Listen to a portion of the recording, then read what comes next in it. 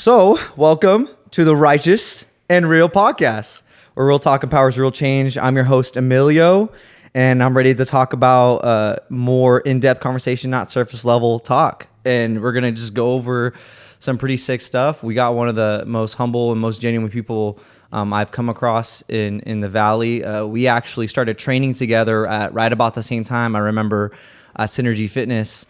Just starting out, young bucks, coming into the personal training game, trying to figure out how to be an entrepreneur and try to figure out how to run a successful fitness business. Still figuring it out, right? Still getting better, still improving.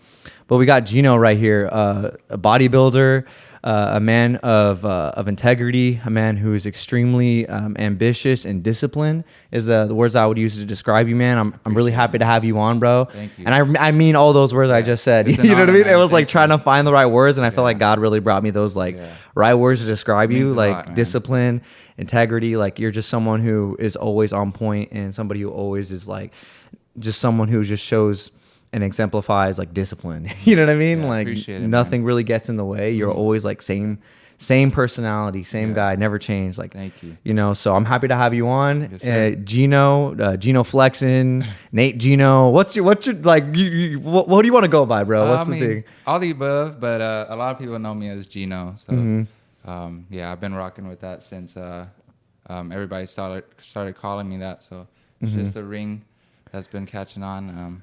But yeah, dude, that's awesome, man. Right now, I know you're prepping for a bodybuilding competition, and that's something you're super passionate about. Yes, sir. What's got you in? Like, what really got you into bodybuilding? When you first started getting into everything. Man, I always say, I used to play soccer my whole life, and it kind of just transitioned over to bodybuilding. Yeah. Played soccer for about 18 years. Ended up tearing my ACL. And that, made me learn a lot as well, too. So to help me with my mental and just staying active to day-to-day basis, I would go to the gym just to do cardio and core. And then that's when I kind of met up with Austin, and he kind of brought me under his wing and mentioned bodybuilding to me and competing. He was really the first one that saw something inside of me and a future with bodybuilding. So I give a lot to him because I wouldn't be where I am today, without him. So. Yeah, and a lot of other people who have been able to bring you up in the scene, when it comes to all that stuff. Yes, sir. And I'm sure it wasn't just the physique that they saw, right? It's probably the personality, the discipline. You know what I mean? For sure. Yeah, it was a whole group of us. Prob, Tan, Anthony, Tiger was with us at the time. Austin, all those guys. Everybody that I look up to, they're all genuine people and very successful at what they do. So me as a new up and coming person, I was always willing to learn and kind of soak up knowledge like a sponge from all of them. Because at the time, how old were you? Oh man, dang. That was about like 6 years ago. So I was probably like 20, 21 around there. And now you're 27. I just turned 27 January. I'm 25. So it's crazy. I keep forgetting I'm older than you. You're older than me by a little bit. Yeah. And so you met them at 2021. So at that time they were probably a little older than you. Yeah. Been in the game a little longer than you, all that kind of stuff, really figuring stuff out. So it's good that you had the mindset and the mentality to just soak everything like a sponge, because not everybody's like that. A lot of people always try to almost prove themselves in every way, shape, or form. 100%. And it's like, hey, I don't know everything. Let me just soak all this information, And so it's good that you knew how to humble yourself in those moments and be like, okay, these people want the best for me. These people know a lot about this whole scene and this whole game. And it's like, I got to just sit down and just soak information. Yeah. And now you can probably give a lot of information to other people, right? 100%. Yeah. I feel like that's probably one of the best features you can have is just being a listener and a learner, because we learn something new every day, right? None of us knows everything, and it's like Mr. Know-It-All. So everyone can be a student to the game, no matter what it is, and it'll just make you, progress and constantly get better because you're always willing to learn and do better, things like that. So, yeah. Yeah, and what would you say you would contribute most to your ability to stay so disciplined and strict on everything you do, including nutrition and your diet? Like, would you say the way you were raised? Would you say once you became 21 and got around these people, like, how did you grow that ability? Yeah, I mean, definitely the way I was raised, I would say soccer has a big role with just like the coaches that I grew up playing with. I mean, we played at a very high level, very structured academy level. So discipline and everything else was taught from those coaches. So it made me the person I am today as well too. Just how I act character-wise, being humble, yeah, all those things, man. So that, and then my parents as well too. You know, where they come from, third world country, fresh off the boat, pretty much. Being first generation, it just motivated me to be like the best person I could possibly be for them. And that's something I wake up to every day. Honestly, they motivate me every day. First thing in the morning, that's pretty much what I think of like how far they came and what they did to sacrifice for me to have a future here. So the least I can do for them is, you know, return it with full effort and just trying to be the best I can for them. So that's pretty dope. I didn't know that about you. I didn't know that was the ambition behind what you try to do on a day-to-day basis. You know what I mean? For sure, man.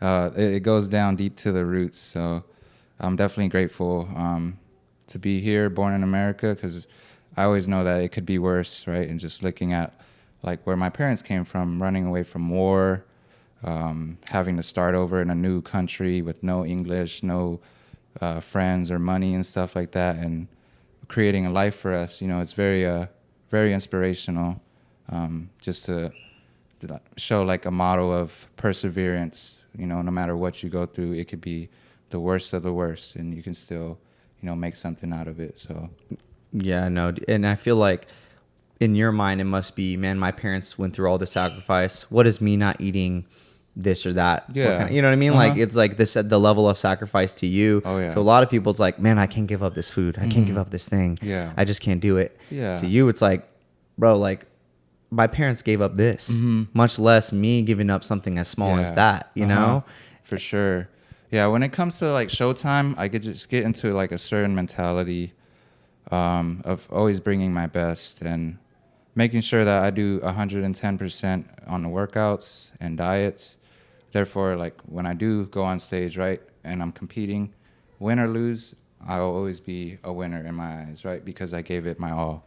And I know that, and no one can take that away from you. As long as you give everything you got and you know you didn't cheat or leave any stone unturned or leave anything behind, yeah, there's no way you can lose, you know? You'll always be a winner in my eyes. So. Yeah, I love that, man. And I think it's important to note that you're big on bodybuilding, right? But you know what you're talking about, you know? And when it comes to the knowledge of the body, right? Nutrition and dialing those things in, I would say you're somebody who exemplifies those things.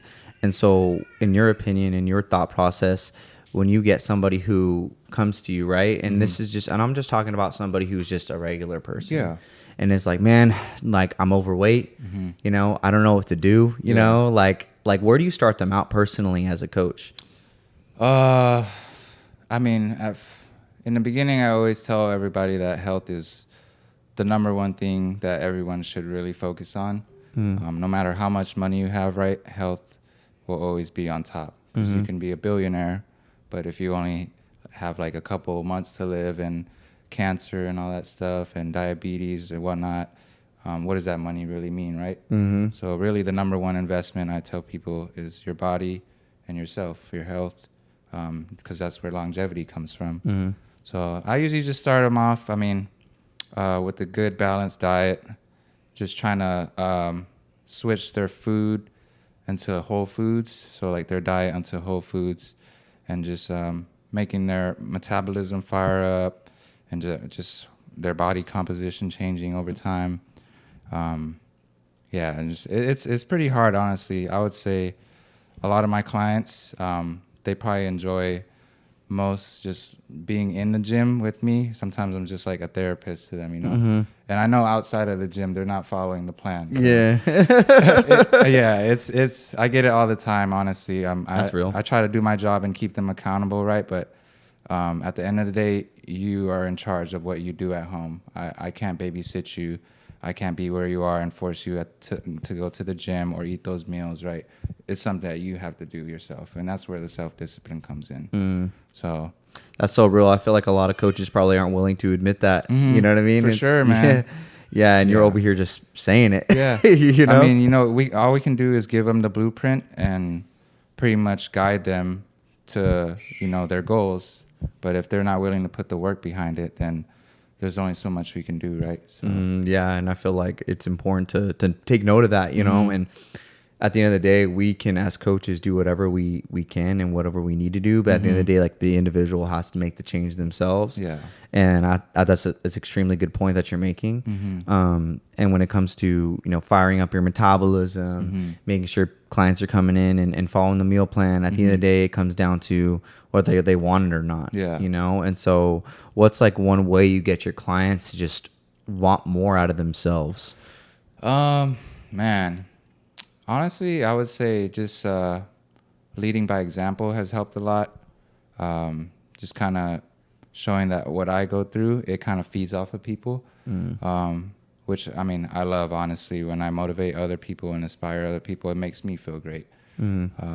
So that, I would say that's one of the big things. When they see like me constantly like grinding and, you know, putting 100% effort into it, I feel like a lot of my clients will give effort to, because they see me doing it and leading by example, so it motivates them to do more. So. Yeah, so like when they see you with your meals, yeah, and they see you coming in, you know, train, or they see you training right before, like seeing you do those things and lead by example inspires them to be like, well, he's doing it. Yeah, I see it, you know, and sometimes that's what it takes. It just takes somebody to actually see what's happening for them to really start believing it. 100%. Because, you know, from my experience, like a lot of clients have like limiting beliefs in their minds. It's like, I can't do it. I just can't do it. And then you show them, right? And then you sometimes show them other people that you've helped to do the same thing that you've done. Yeah. And it gets them to go, wait, okay, maybe I can. You know what I mean? Yeah, of course. And it starts to turn that self-belief on, right? Yeah, definitely. Yeah, just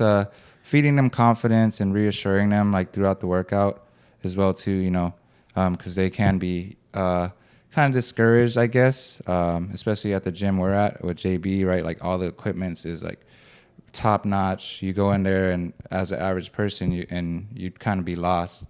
So, just, I mean, working on the important things like form before weight, and then just making sure they're comfortable with that. Then we execute the weight. So. Yeah. So, I would say you're probably extremely passionate about the training aspect of it as well. When it comes to training, I know for me, like, I teach my first and foremost, form is everything. Always. You know, on top of form, what would you say is something that people need to focus more on when it comes to their training? On top of form, I would probably say working with intention. A lot of people think like moving weight is everything, but it's about how you move the weight. Right. So, I mean, I can lift 120 pounds, but with lack of form, right? Am I really engaging the right muscles? When you can really like cut it down to maybe about 80 pounds and you can do more repetition, but you're actually putting the muscles in proper stress and actually working out the muscle that you're trying to target. So little things like that, right? It's not always about the weight. It's about execution and how you move the weight, really getting that deep stretch and a good contraction at the top. All those little things matter.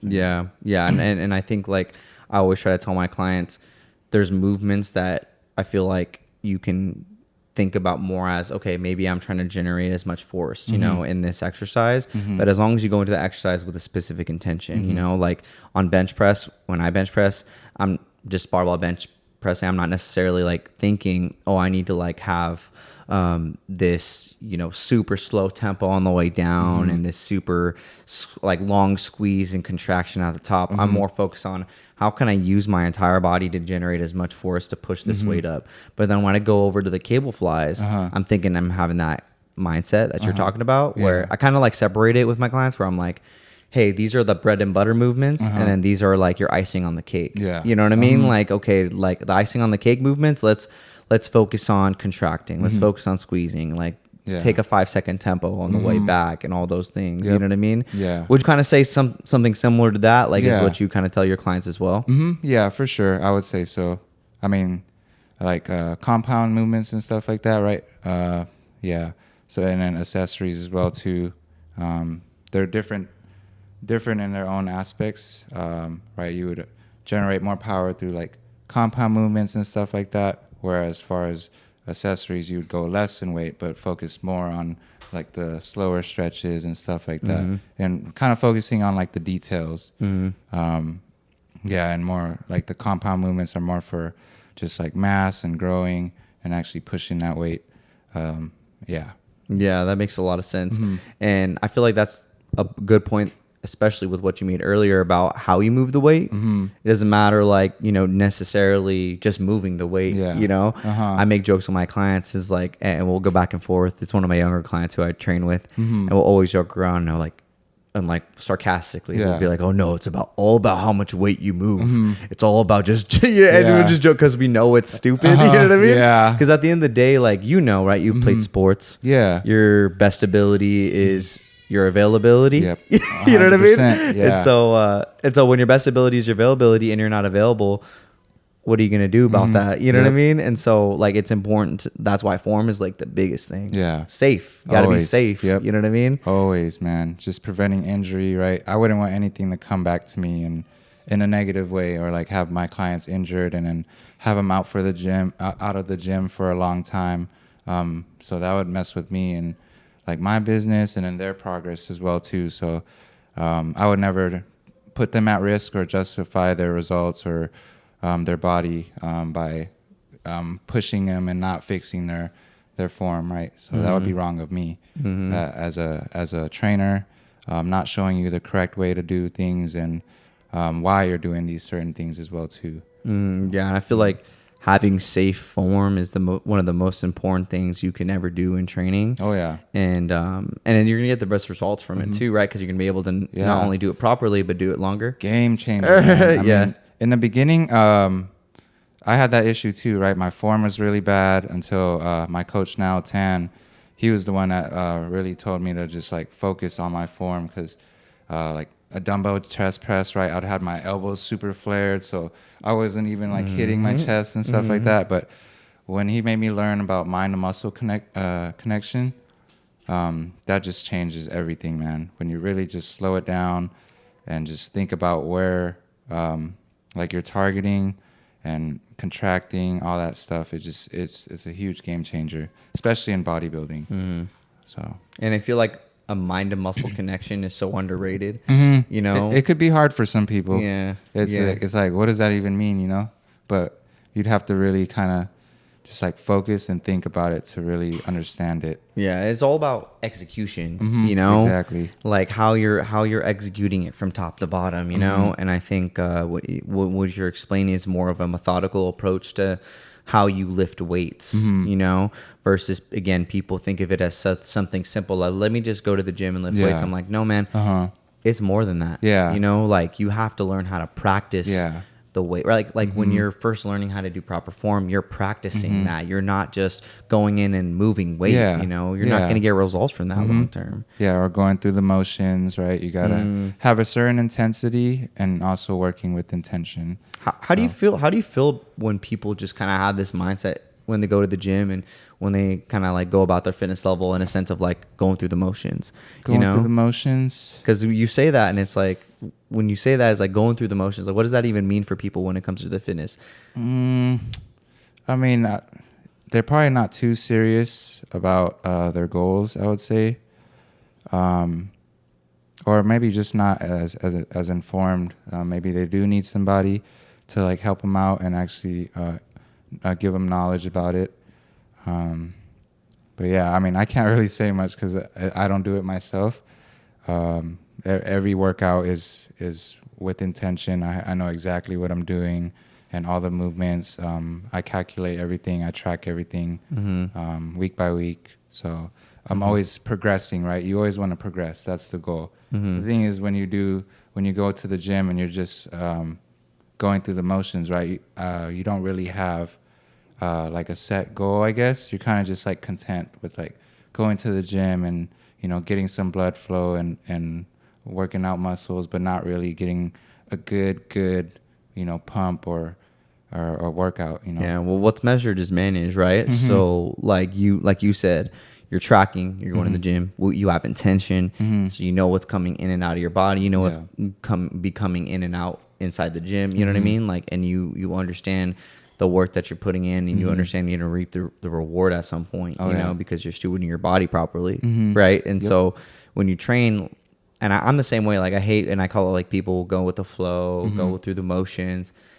There's no intention behind that, exactly. And it's like, dude, you have to have, when you train, you have to have intensity, and with intensity, you have to have intention with your intensity, And so, what did you do last week? All right, we'll just do better than that. Let that be your intention. You know what I mean? Like, be better than you were the week before. Let's not be satisfied with just kind of going in and doing something. You know what I mean? And I, honestly, at first, like, we know, right, for the lifestyle clients, for the clients who are coming in and just starting, for them, like, just showing up is an improvement. Showing up, yeah, for sure. Yeah, just slowly making progress. And that's where the confidence comes into play, right? Because some of these people come in discouraged, and, they could be insecure about themselves, and it could be so much more that we know of. But that's where we come in as a trainer, right? And kind of just reassure them and give them that confidence, and like, okay, you're doing good. And or it's just like the form is doing good. Okay, you're doing a lot better with form, and just like keep on reassuring them so they gain that confidence to take that next step and actually push for more. Yeah. And would you say, like, you're someone who's always not always, but always has pushed for more out of yourself? And do you 100%. demand that same out of your clients as well? Yeah, I always try to push them past their limit. I mean, a lot of them are afraid to, but I always make sure that I reassure them and tell them that I'm there, that I wouldn't let the weight fall on them or let them fail. I'm here to pretty much pick them up when it comes to time, when it gets hard, Yeah. And it's like pushing those clients who kind of have those limiting beliefs of like, all I had was 7 there. Yeah. And it's like, when they really had like 3 more with me, Yep. And But sometimes it's that mindset. It's just about breaking through that, like, that little threshold, and kind of just like, just pushing yourself to the limit, because a lot of people haven't, and you're not really capable of what's the word I'm trying to find? just pushing yourself. Of like seeing that in yourself, unless you actually do it, or you're forced to. So sometimes we have to bring it out of them. And something that I've always admired about you, like I said, is your ability to, obviously stay on track, especially throughout prep. Like, nothing kind of wavers you. You're unfazed at all times. Like, what kind of gives you that energy where you're just like, everything is just a day by day? That's like, I've even talked to you about that kind of stuff. You're like, no, bro, just day by day, What's kind of giving you that mindset over time?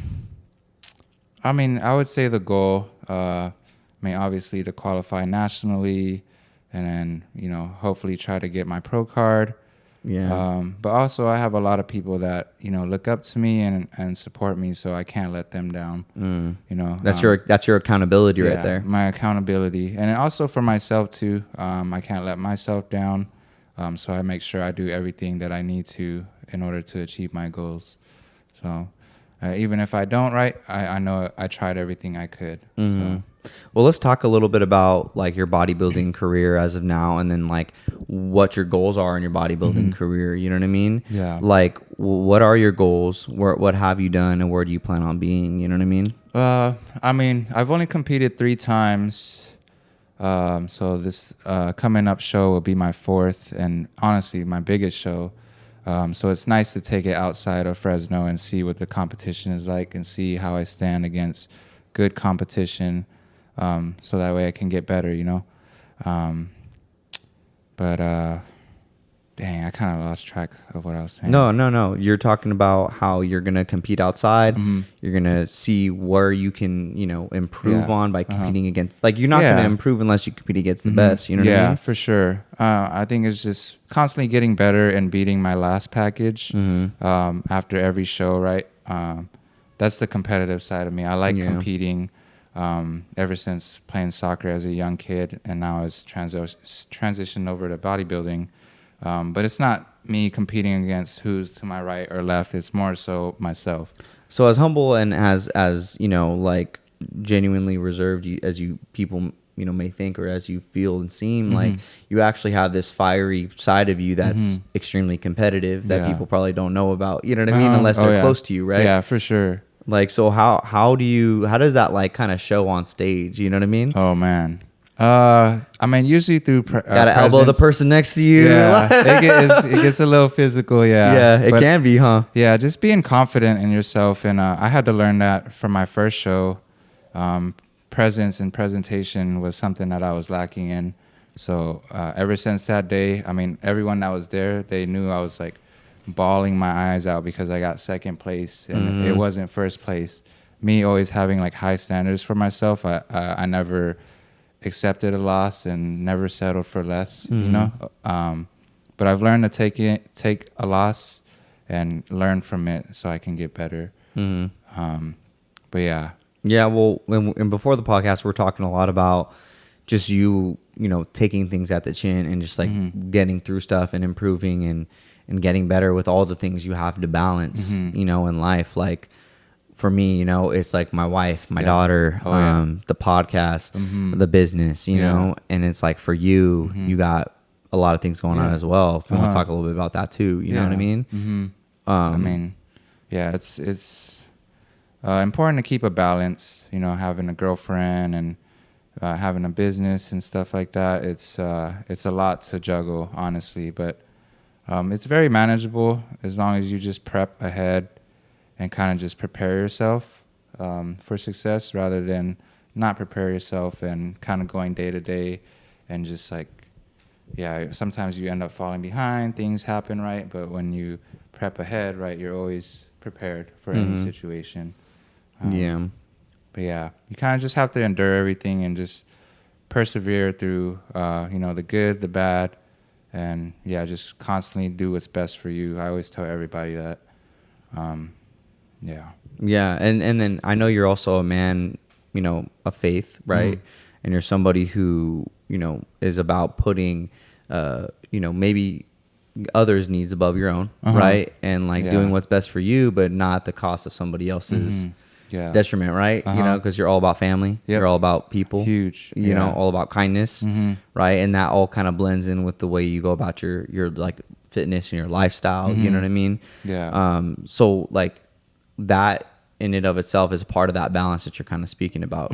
I would probably guess and assume. You know what I mean?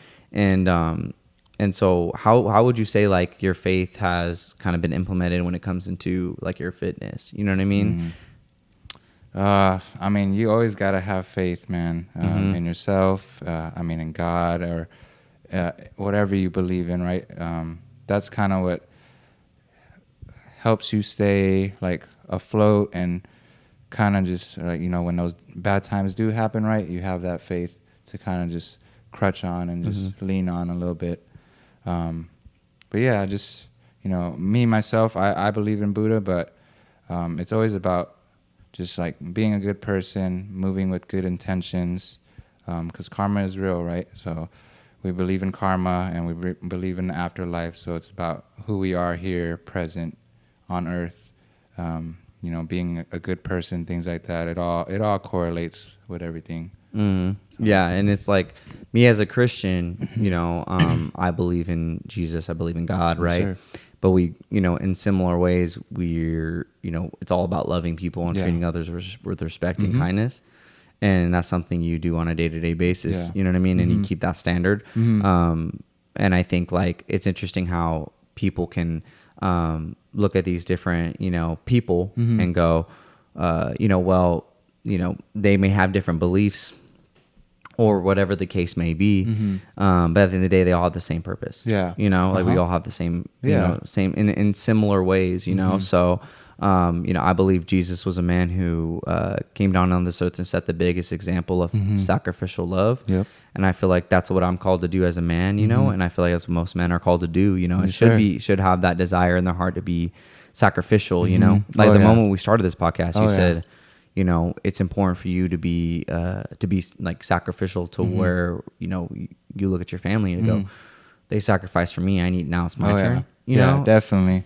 And it's been a lot of sacrifices. I mean, friends, family, you name it. There's going to be a lot of people that aren't with you fully. They may act like it, right? But not a lot of people are always going to support you. Losing friends and stuff like that, it's going to happen regardless. But you got to do anything it takes to kind of prosper, right? Because a lot of those people might anchor you down and hold you back. So you might have to do things that you may never thought you'd have to do. I've had closest friends that we were tight since we were kids, and I barely talk to now. It's just how life works. Everyone goes separate ways. Everyone has separate paths and stuff. A lot going on with their lives. Everyone grows up. So I never really have any bad blood towards anyone that feels that way. Yeah. But, yeah. Yeah, and I think when it comes to having friends and having people in your life who come in and out, and as you get older, you start to realize that people who were around before may not be around in the future, and you have to learn how to navigate. Okay, well, who are the ones who have stayed around, who have been there to support me, and seeking out newer individuals who are going to push you to be a better version of yourself. You know what I mean? And so it's all about, like you said, constant improvement. Improving those sacrifices, and you always have friends. I mean, friends come and go, people come and go, right? And it's just about having the right circle. Like me, I have the right circle. I can name them all, but they're everyone with the like mind. We all have the same goals. We all push each other to do better. We don't have any envy towards each other. It's all genuine. Whenever I need help, I know who to call, stuff like that. They're willing to help me. So that's the people that you need to surround yourself around, people that are willing to lift you up when you're down. So yeah. And to give people like a lot of value when it comes to nutrition, because bringing you in today, it's like, obviously this podcast for me, it's all about faith and all about fitness, and this podcast being specifically more to the fitness aspect, like what's one way you can kind of give these people listening some like value when it comes to their fitness journey? Like if you're just starting out, like where should you start? You know what I mean? I mean, if you're just starting out, I would always recommend hiring a good coach, someone that's very knowledgeable, right? That's going to teach you right from wrong and how to properly do things with diet and working out, things like that, because that's very important. Let me see. Damn. How about like nutrition, like what should I do with my nutrition if I'm someone who's just starting out? You know what I mean? Nutrition wise, I mean, just switching over to like a good balanced diet, not eating processed foods, cutting out sugars, just being more aware of what you're putting into your body, right? Because a lot of the stuff that's in the aisles at the grocery store and boxes and like made in factories and stuff like that are very toxic and cancerous, but they taste good, so everyone eats it. But it's not always good, right? So it's good to, implement like a good healthy diet so you're actually intaking proper protein, fats, carbs in order to, give your body the vitamins and nutrition that it needs, the nutrients. So. Yeah. And when it comes to training, would you say I got to, like, again, somebody starting out who, is wanting to say, hey, how many times should I go to the gym? What would you recommend personally when it comes to that? I mean, it depends on like what they do on a day-to-day basis, what they do for work. But I always recommend like 3 to 5 days. And that's a perfect, I would say, split to kind of get towards your goals. Any less than that, I feel like it would just take like a longer process. So that's kind of like the sweet spot, 3 to 5 days. But also recovery days are important as well too. Yeah, I talk a lot about like my start to my fitness journey. It was very unconventional. Like I started out I followed this program from this guy named Grego Gallagher on social media, and it's called Kino Body, and he was like, okay, work out 3 days per week, do the bro split, you know, you do like chest, arms, you know, the second day was like shoulder and legs, and then like the next day was chest and back, just different stuff, you know, and each phase there's a different focus. What it did teach me was structure, right? Yeah. It did teach me how to track my calories and my nutrients and my protein and how to stay on top of it every day, like using my Fitness Pal, you know, getting me familiar with macros and micronutrients and stuff like that. But at this point in my fitness endeavors, I would be like, man, what was I doing? You know, like looking back, I'll be like, bro, I was following like the most bro split ever. Like I was intermittent fasting every day, which was okay. It worked, right? But it wasn't like absolutely necessary, you know? And you know, going through that, but I still lost like 60 pounds in however many months. Right. And so I'm like, I just followed a plan and stuck to it. And I only worked out 3 days per week, and I didn't even have a proper split. Like if I were to put somebody on a workout split now, doing 3 days per week, it would definitely be like more of a full body split. And I'll be very focused on specific muscle groups and specific things based on the individual and based on the gender. You know what I mean? And based on their own individual goals.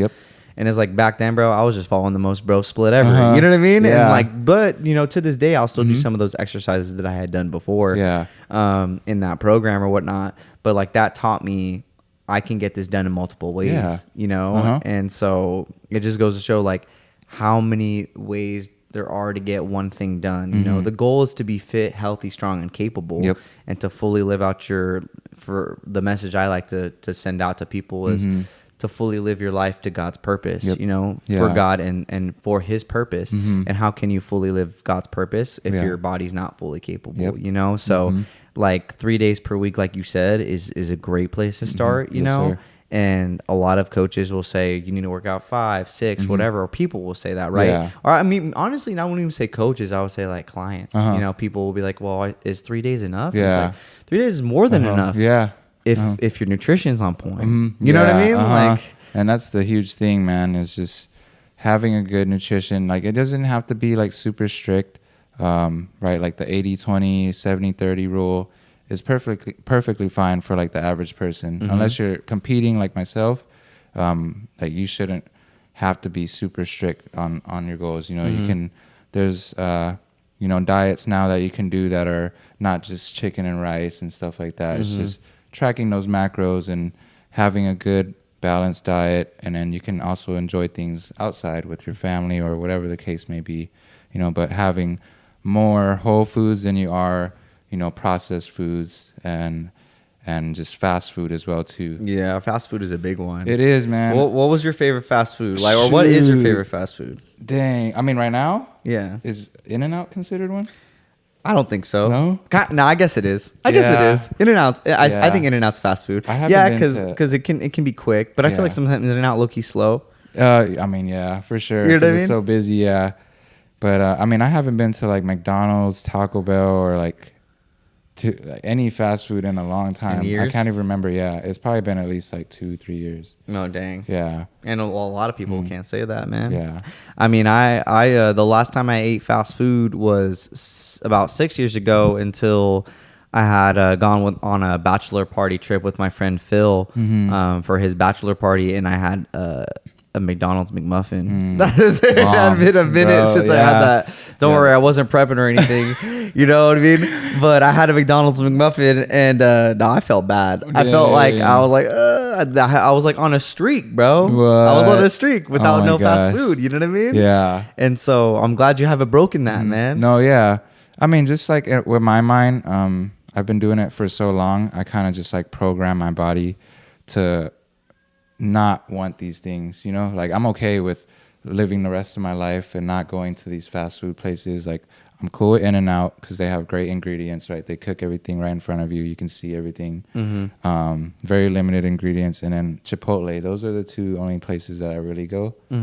Because like when you compare it to like Carl's Jr. or like McDonald's, yeah, this stuff might taste good, but is it really like pure and like actual meat that you're eating? It's stuff that we don't know. There's like fillers in there, and it's, you know, the more you consume it, the worse your body gets and your health gets, and that's what a lot of people don't understand nowadays, you know. Just because of their work, like they have to like grab something quick, right? They're forced to do something, but really you can just prep food and kind of go about your day with that, and rather than settling for, McDonald's or some, and getting terrible nutrition in. But yeah, it's just, just having that healthy diet, and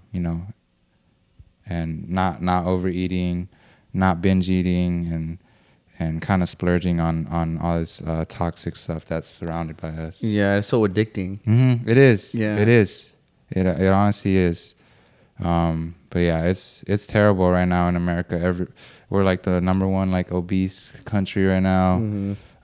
So it's nice to see like RFK in office and actually taking charge of like the nutrition and the processed foods and all that stuff. So we'll see how that goes.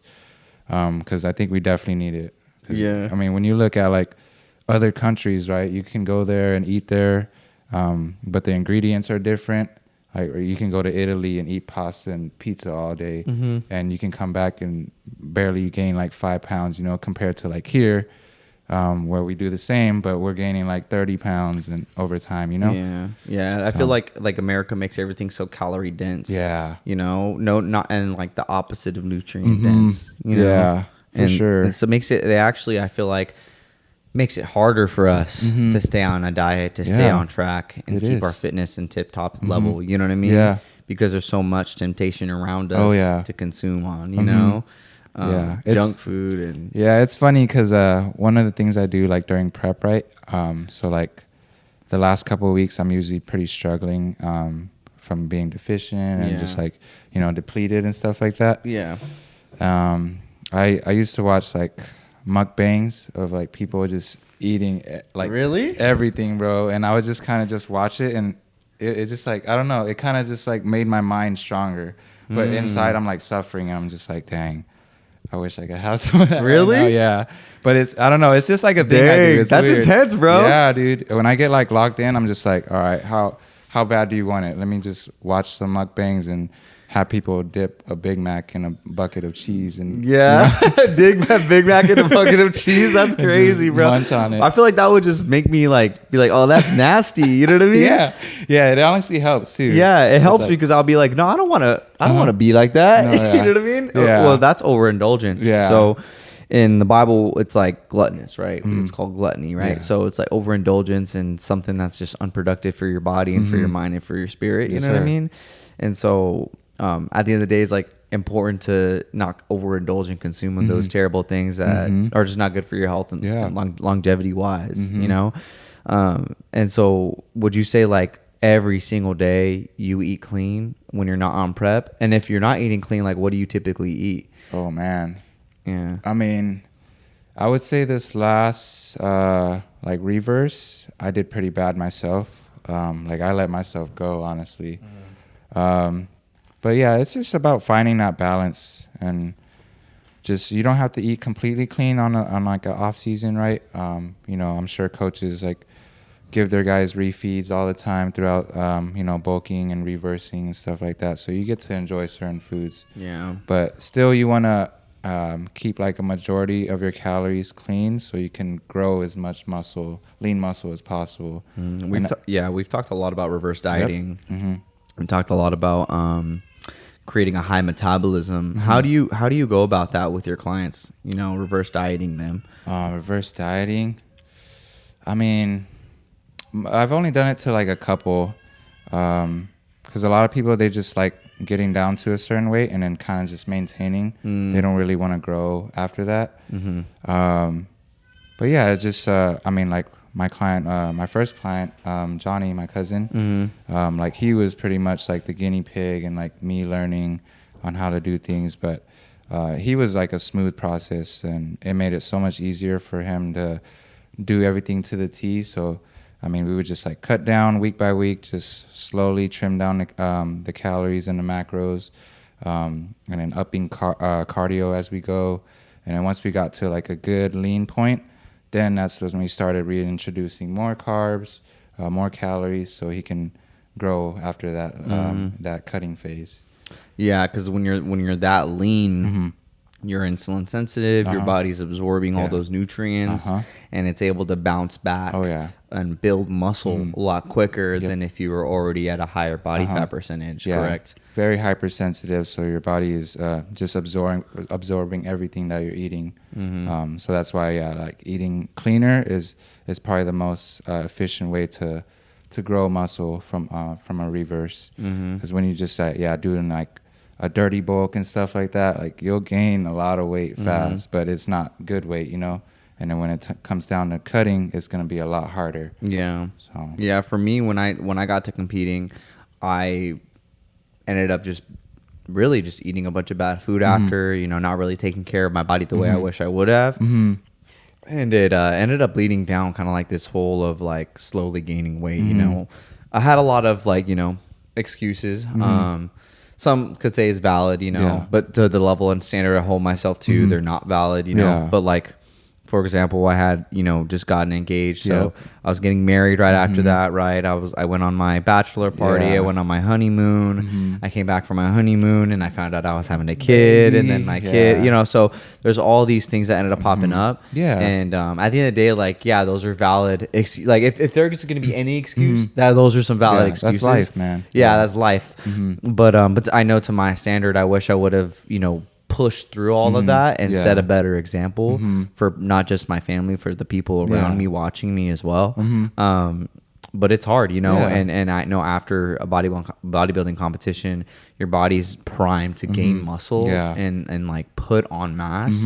So, and from what I have seen from you, you've taken advantage every single time after competing to like put on muscle mass. Yeah, I try.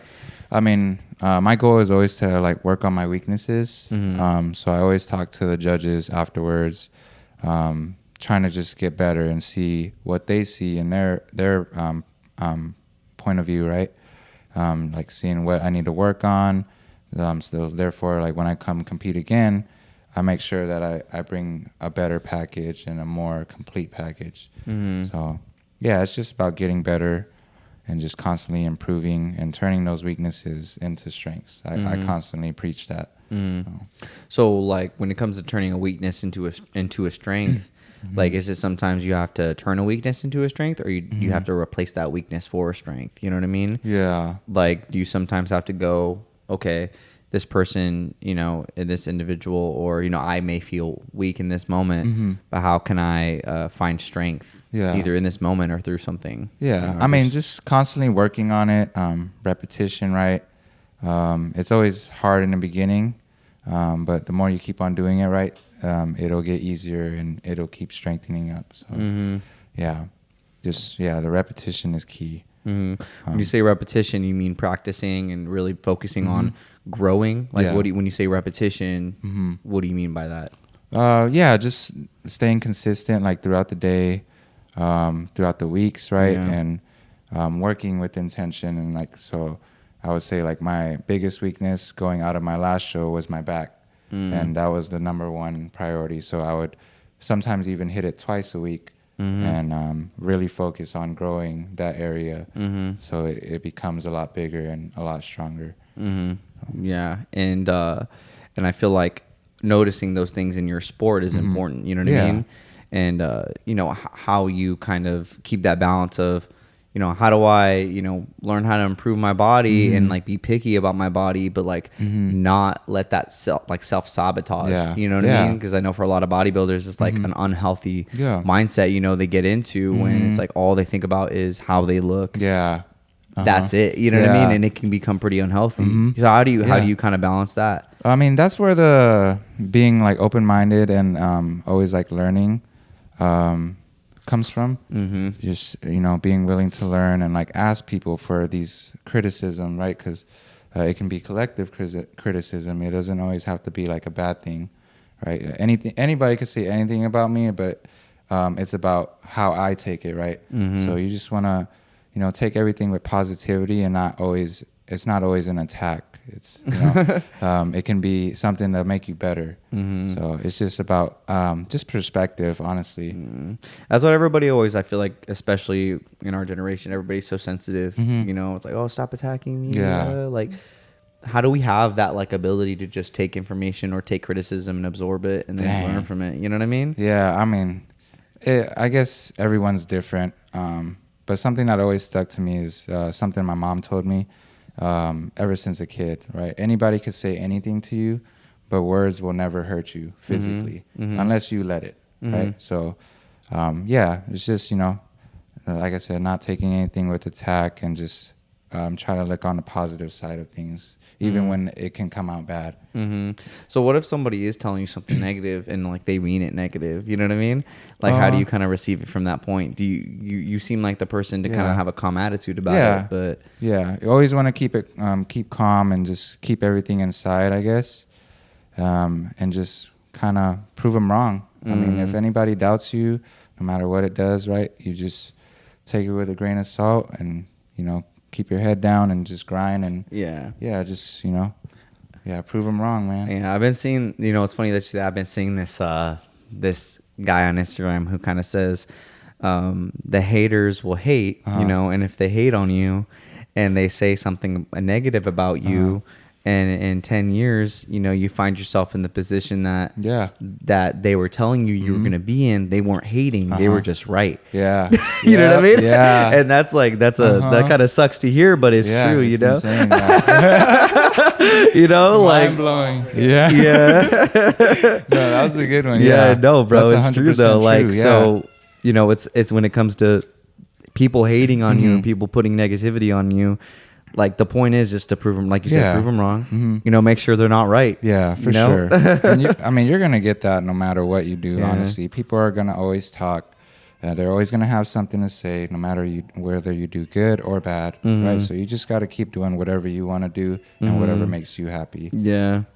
So yeah, the hate is inevitable too. You know? Yeah, definitely. Yeah. Just like growing up, I mean, I've never had any hate towards anybody or envy. So I don't know how a lot of people can move around, you know, hating on someone that's doing good, right? But it's usually because you're doing something that they can't. Yeah. So. Yeah.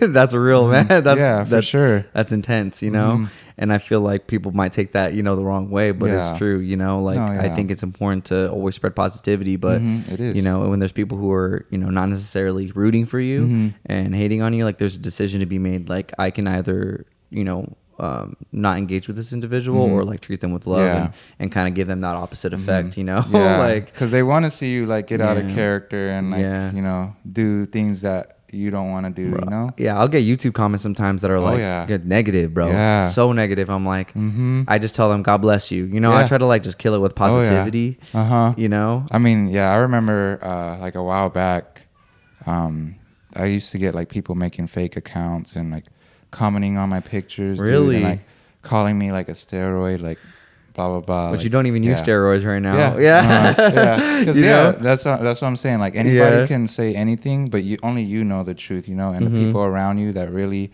like love and support you, they know the truth, you know. So anybody could say anything to try to knock you down, but those words won't hurt unless you let it, right? So yeah, we can't let those haters be right in 10 years. You know what I mean? We got to come up on top, man. Yeah, you know, and it's not like for us, but like for me, right, as a Christian, it's like I want to glorify God in it, you know? And so like when I even do these things that are outlandish or, you know, unordinary, I'm trying to glorify God in it all anyways. So when people try to come at me in a certain way, it's like, bro, like I know my mission, I know my purpose. I have zero inkling, insecurity or doubt, you know, that I'm not fulfilling the purpose that God has for me. Yeah, you know what I mean. So 100%. You know, it's and I feel like that's just the truth, you know. So I'm glad you were able to like pour so much wisdom into this podcast. I feel like you gave like such good information to really help people who are just like starting out with their fitness, people you've helped in the past, and especially in the sport of bodybuilding. And it's like, it's simple, you know, it really is simple, but people like overcomplicate it, you know, like be disciplined, be consistent, you know, get your reps in, you know what I mean? Follow track your macros, do all these things, you know what I mean? Yeah, so, all those things are, I mean, game changers. There's always levels to things that you do, right? And those are the little things that will take your body to the next level. And I mean, just like for the average person, just having a well-balanced diet will take you so far, right? Because it's the things that we don't see inside, and what we put in our body internally is going to have effect on it. So I mean, having those vitamins and proper nutrients is going to help us with longevity, you know, because we only have one life, one body. I always tell everybody. And, you know, you don't want to take it for granted because you'll never get one again, you know. So might as well do the best you can while you have one. And especially while you're young, right? That's a huge advantage.